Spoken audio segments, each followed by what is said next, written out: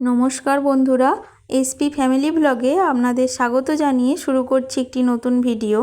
আজ আমি আপনাদের দেখাবো আমাদের গ্রামের আনন্দময়ী এবং রাধা মাধবের মন্দির। এই পথ দিয়েই যাচ্ছিলাম, দেখলাম মায়ের মন্দির খোলা আছে, তাই মাকে দর্শনের জন্য এলাম। সবসময় এই মন্দিরটি খোলা থাকে না, তো যখন এই পথ দিয়ে যাচ্ছিলাম দেখলাম মায়ের মন্দির খোলা, তাই মাকে দর্শনের জন্য এলাম। তো দেখুন, এই যে আমাদের মায়ের মূর্তি, আর আমাদের এই মা কিন্তু খুবই জাগ্রত। মায়ের মূর্তিটি কোষ্ঠী পাথরের তৈরি, আর এই মন্দিরটি অনেক পুরনো, দেখে বুঝতেই পারছেন। তো আপনাদের মন্দিরের চারপাশটা একটু ঘুরিয়ে দেখাই। পুরো মন্দিরটি কিন্তু প্রাচীর দিয়ে ঘেরা, আর এই যে দেখুন কত ফুলের গাছ, একদম নিরিবিলি শান্ত একটা জায়গা, খুব সুন্দর। আর এই যে এই পাশেও অনেক ফুলের গাছ আছে।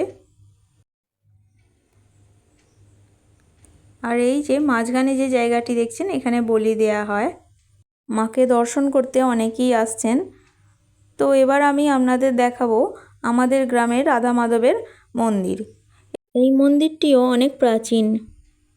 প্রচণ্ড বৃষ্টি হওয়ার কারণে এই যে দেখছেন জল জমে গেছে। এই যে দেখুন কি সুন্দর মন্দিরটি। আর এই যে এদিকটা হচ্ছে রাধা মাধবের এই যে চাতাল, এইখানে বসে হরিনাম সংকীর্তন হয়। তো রাধা মাধবকে দেখাতে পারলাম না যেহেতু দরজা বন্ধ। তো আমার আগের রথযাত্রার ভিডিওতে আমি রাধা মাধবকে দেখিয়েছিলাম। তো যদি ভিডিওটি ভালো লাগে অবশ্যই লাইক কমেন্ট করবেন আর সাবস্ক্রাইব করে আমাদের পাশে থাকবেন। নমস্কার।